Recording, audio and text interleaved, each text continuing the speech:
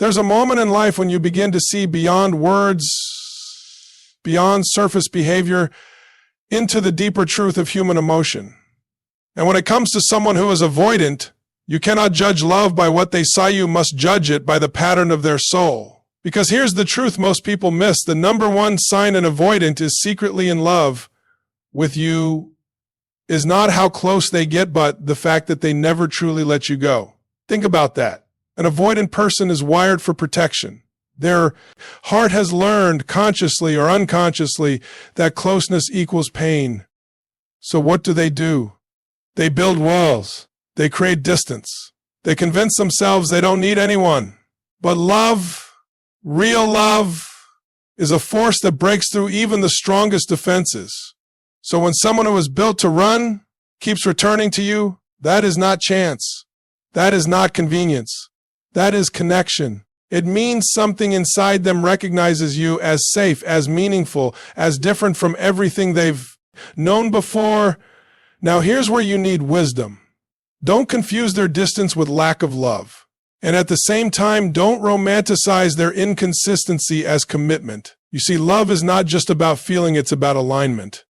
It's about growth. It's about two people meeting each other in truth.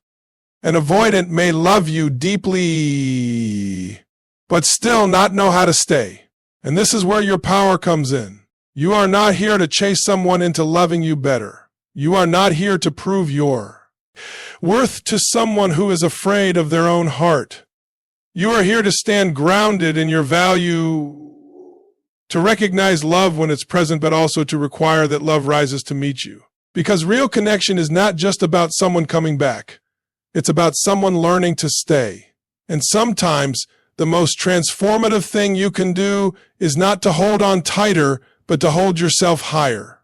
Let them feel your presence. Yes. Let them experience your warmth, your depth, your truth, but never abandon your standards in the process. Because when you honor your own heart, you create the space for others to rise or to reveal that they cannot. And that clarity, that is power. So if you're wondering whether an avoidant loves you, don't just listen to their words. Watch their pattern. Watch their pull. Watch their return. But most importantly, watch yourself, because the greatest love story you will ever write is the one where you refuse to settle for half of what your soul knows it deserves. And when you live from that place grounded, certain, alive, you don't just attract love, you transform it. They create distance but never completely disappear. That paradox is where everything begins to make sense, if you're willing to look deeper than surface behavior. Because on the outside it can feel confusing, even frustrating. One moment they're present, engaged, almost fully there with you, and then suddenly they pull back. Messages slow down. Energy shifts. The warmth cools.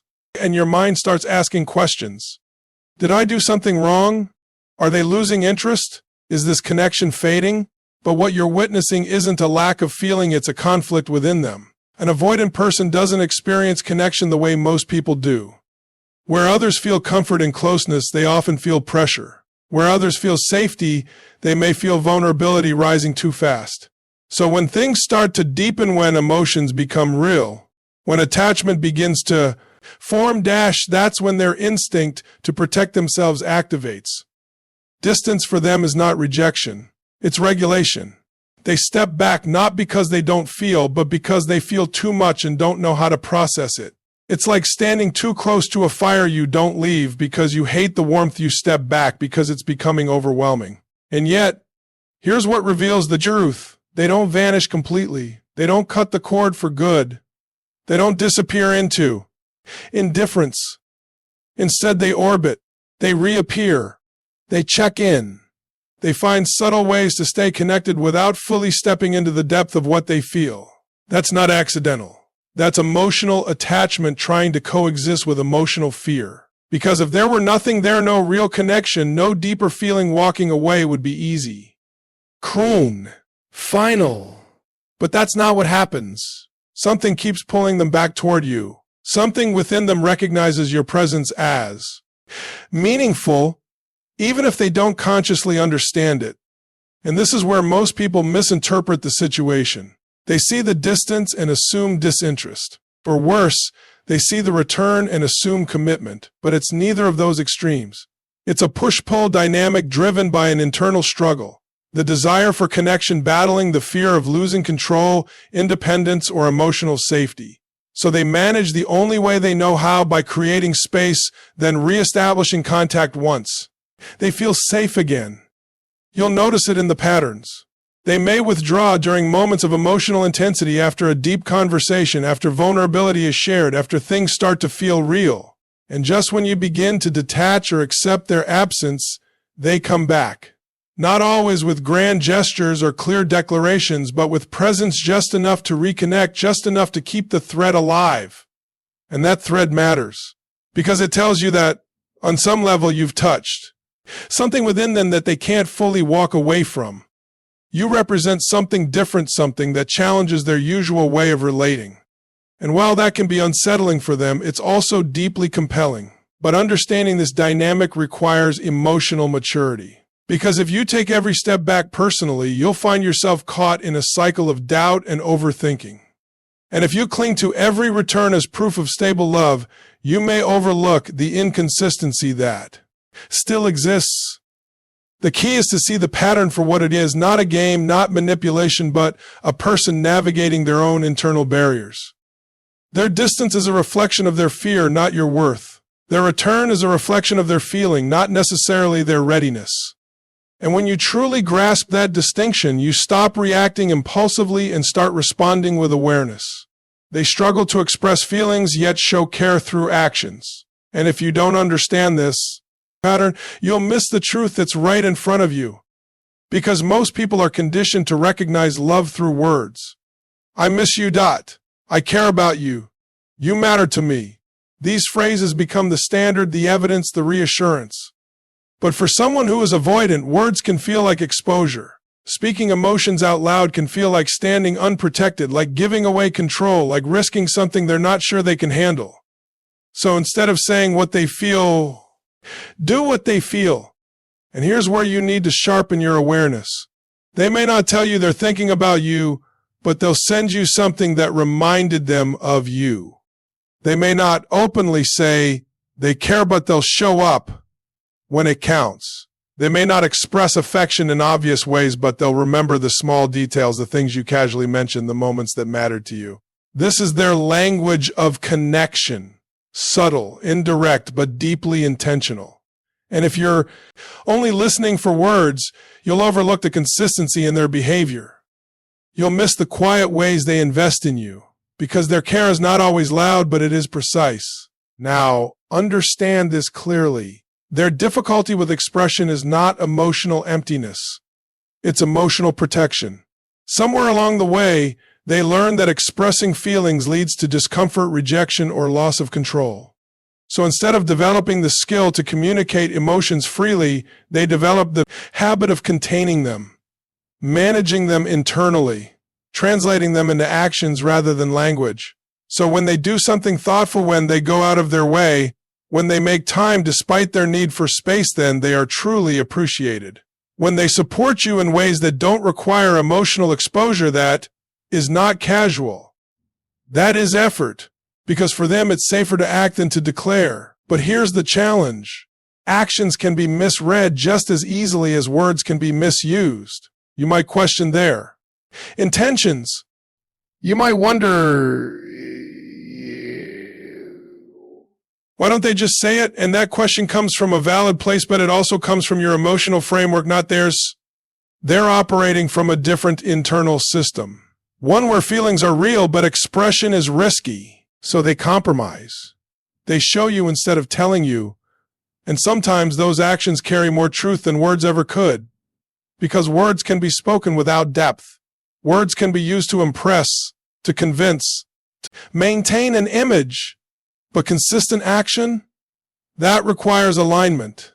That reveals intention over time. If they repeatedly show up in quiet ways, if they consistently invest energy, attention, and presence even without labeling it, then you're witnessing something real.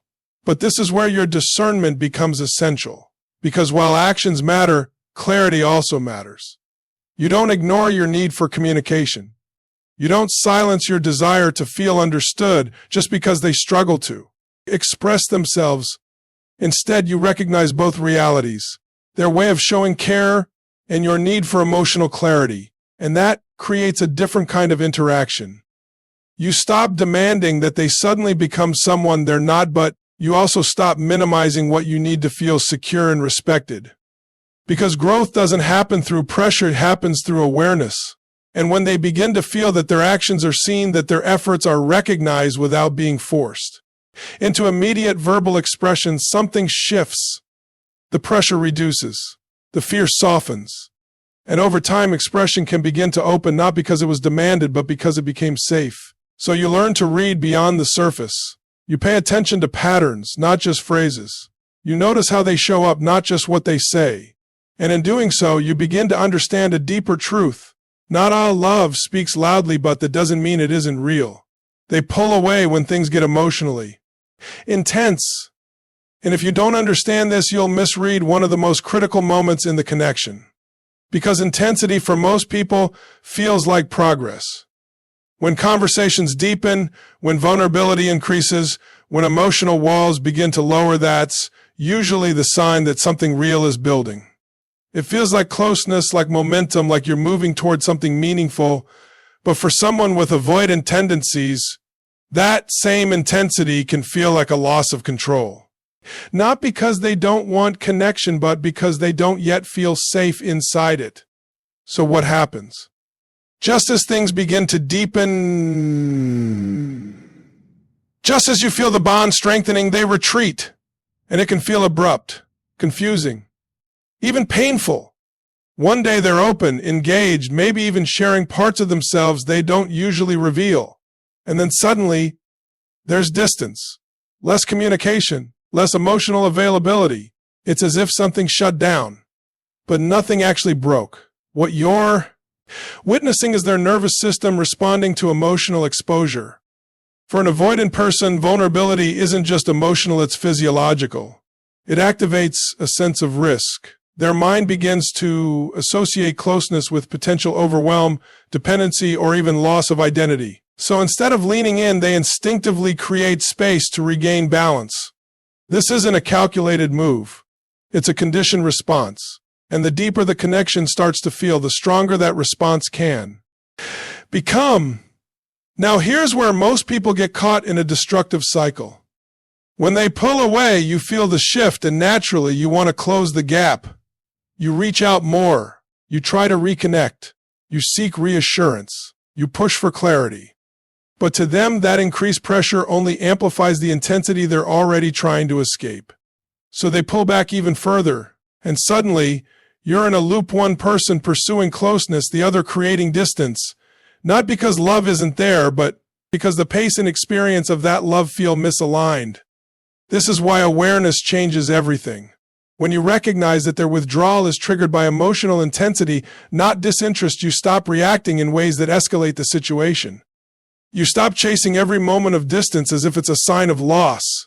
Instead, you create space without abandoning your own center. Because here's the truth. They don't just need distance from you, they need distance from the feeling of being overwhelmed. And if every time they pull back they're met with pressure, urgency, or emotional demand, they begin to associate the connection itself with stress. But when they're met with steadiness, with grounded energy, with someone who doesn't collapse into anxiety, the moment space appears, something different happens. The intensity becomes less threatening. They begin to feel that closeness doesn't have to mean losing themselves. And that's where transformation starts.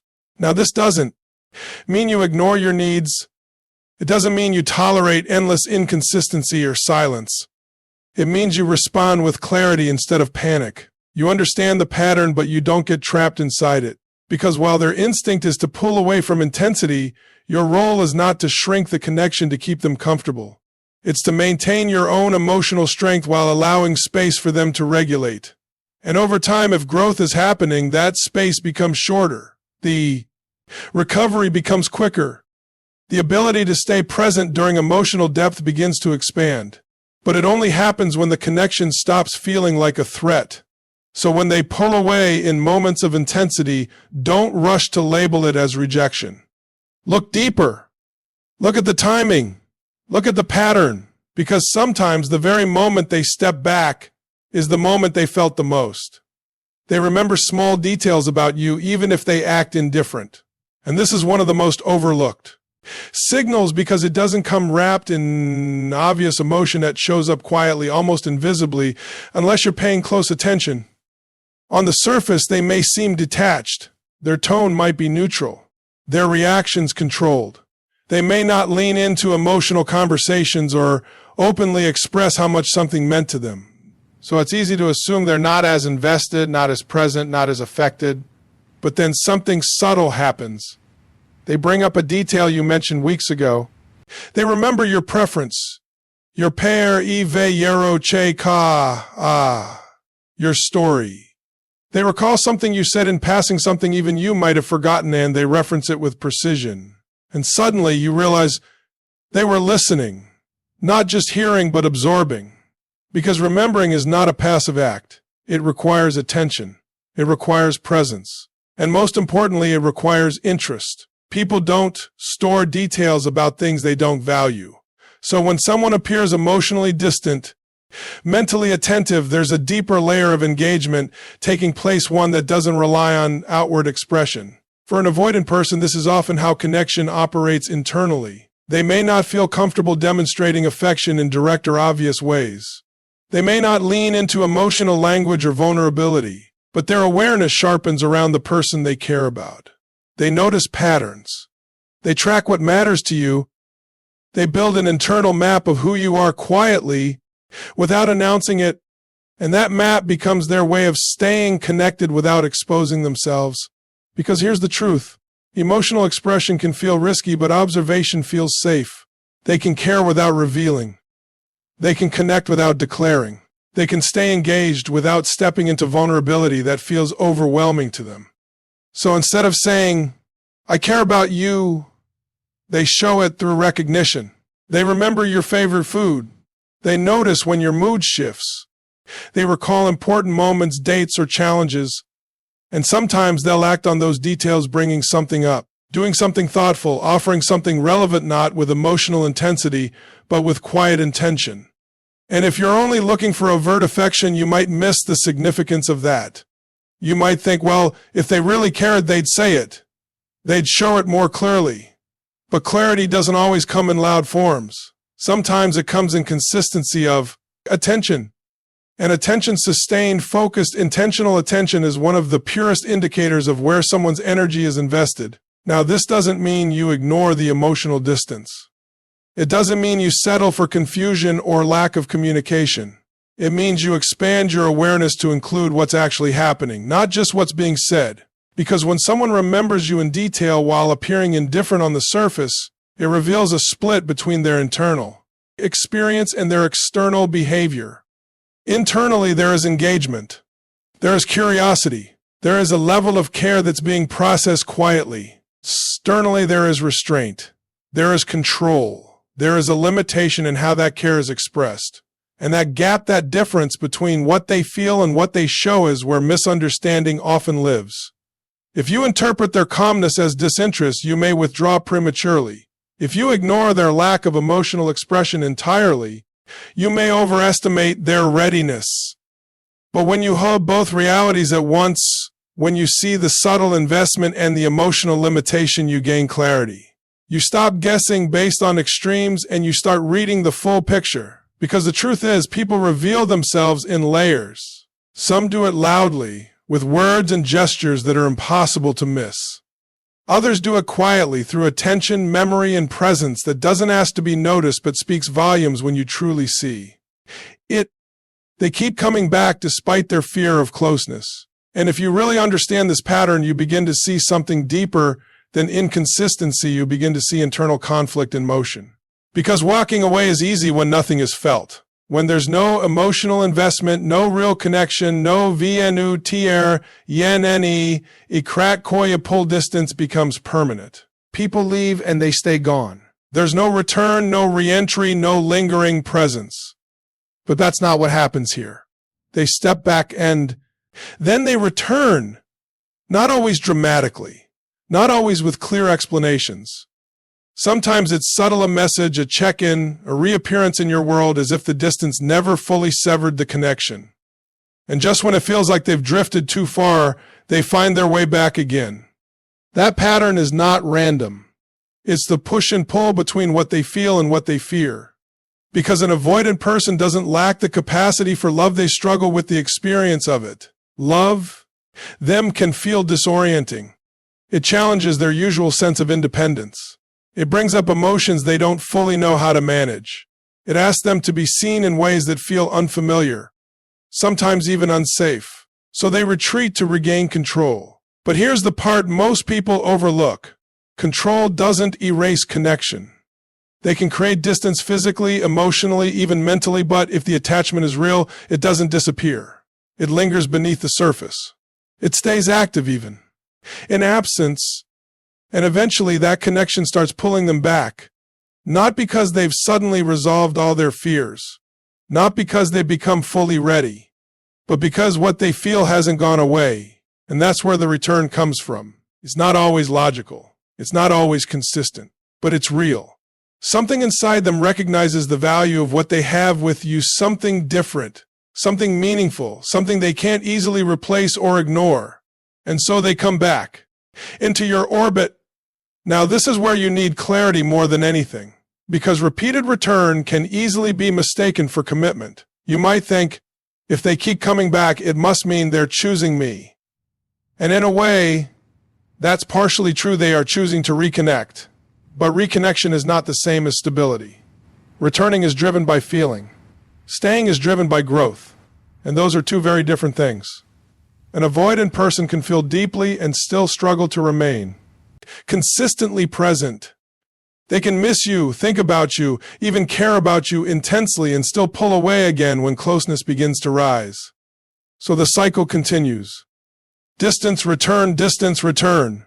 And if you're not aware of what's happening, you can get caught in that cycle, waiting for each return to finally turn into permanence. But permanence requires something more than emotion. It requires the willingness to face fear, to communicate, to stay present even when it's uncomfortable.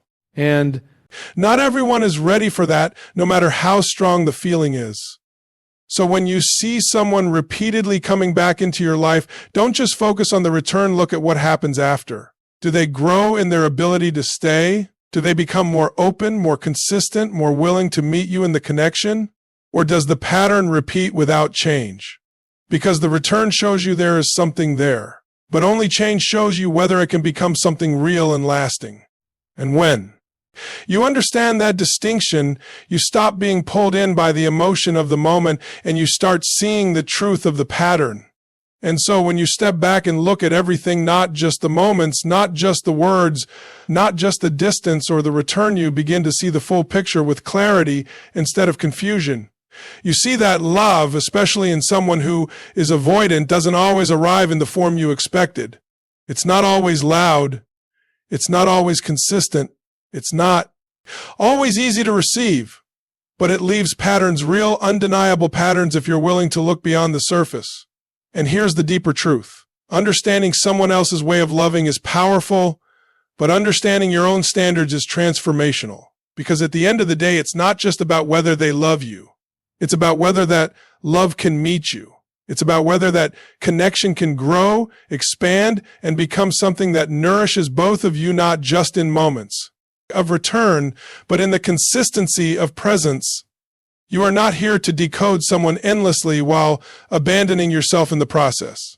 You are here to experience a love that aligns with your truth, your peace, and your emotional well-being. And sometimes the greatest act of love is not holding on tighter to someone who is unsure.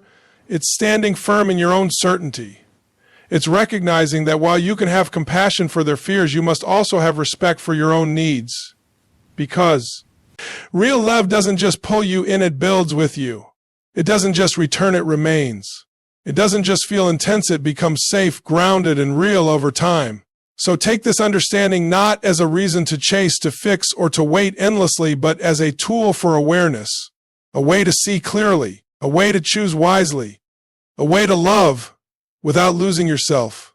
And when you reach that place where your heart is open, but your standards are strong, you don't just attract deeper love, you become the standard for it.